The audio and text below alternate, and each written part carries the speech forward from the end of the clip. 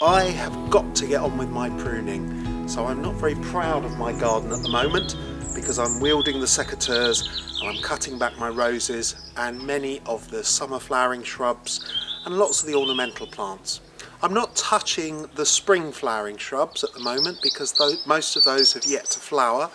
but I am getting on with all that pruning of the material that needs to put growth on before it flowers later in the year. So I've attacked the roses with a vengeance,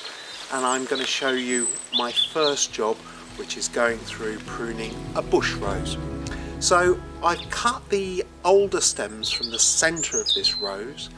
really to open it up, because that's one of the benefits of rose pruning. You can affect the pests and disease management on the plants and cut down drastically on any use of chemicals in your garden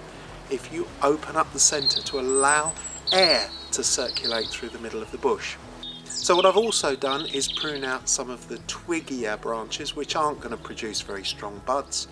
and then concentrate on the remaining strong stems and cut back to around about 2 or 3 buds from the base of that growth.